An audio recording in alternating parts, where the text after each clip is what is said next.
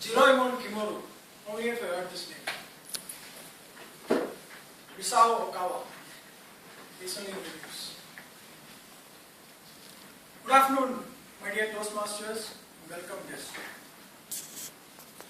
Jaykrishnan is the longest living man in the world.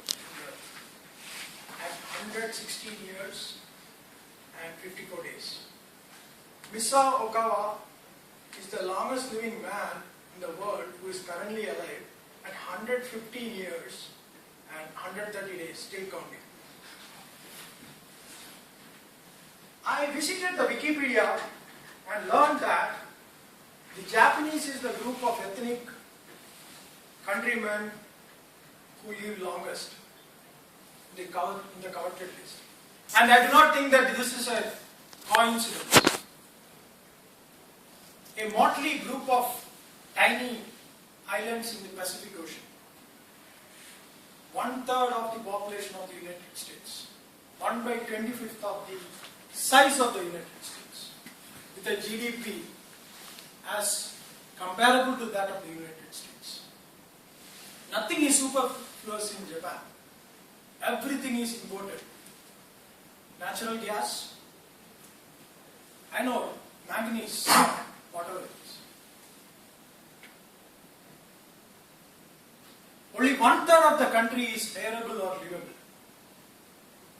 A nation rattled by earthquakes, ravaged by tsunamis, blown away by whirlwinds.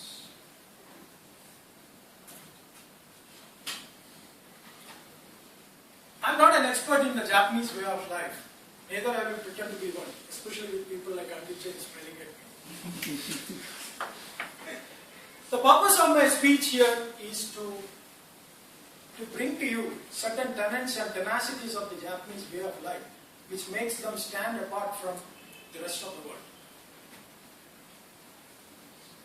The purely and plainly idea of emulating some of those tenets to the good of ourselves.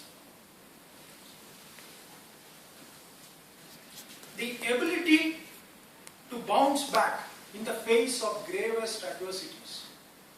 The great Kanto earthquake of 1923. The incendiary and explosive bombings by American forces after World War II. For the first time in the history of mankind, nuclear bombs were dropped over any country. I hope it's the last time. And on both these occasions, Japan had to be rebuilt from the scratch.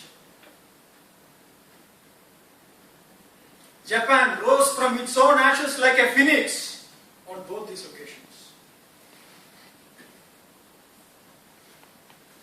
A group of young men who were in the Japanese army met in a destroyed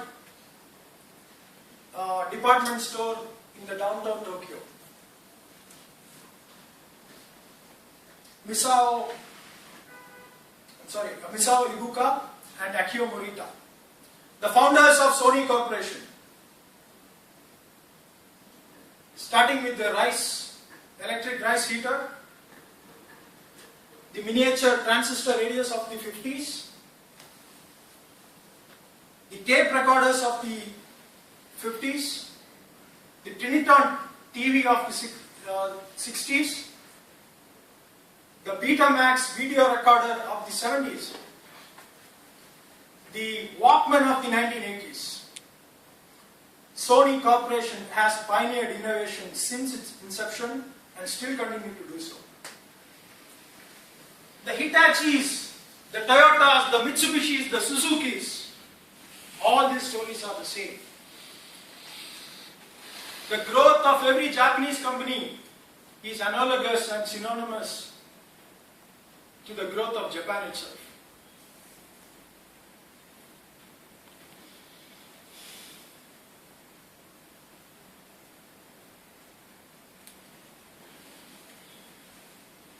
The obsession for survival, the never say die attitude, and the refusal to quit.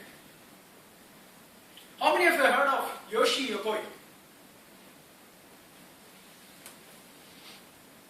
Yoshi Yokoi was a corporal in the Japanese army, and he, along with his other army men, went into hiding when Japanese forces took control of the island of Suwa. He was in hiding for 20 years, and each of them lived separately. And the first 20 years, each one of them died, except Yoshi. And for the next 8 years, he lived alone without seeing a human being, until he was found and captured after 28 years. The ultimate story of survival. He survived by eating wild rats. He made clothes out of wooden barks, tree barks. He used artillery shell to make a cave. He used needles out of spent warfare, metals. Coconut shell he used as vessels. Ultimate story of survival. And he was the third last Japanese to have accepted defeat after 28 years. The concept of motonai. Motonai means everything given in this universe is given by God, and it is a sin to waste anything. Even spent newspaper is recycled as much as you can. And finally, the passion for quality and the passion for competition.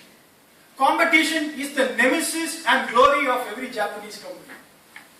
They try to make goods which are portable as well as pocketable. Miniaturization and compactness is their goal.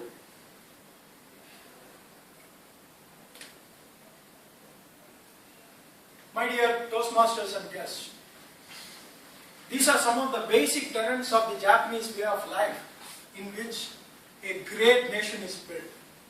I have learned a lot from these tenets by reading this book, Made in Japan, by Akio Morita. I am sure that each one of you can do the same thing. Over to you, Toastmasters.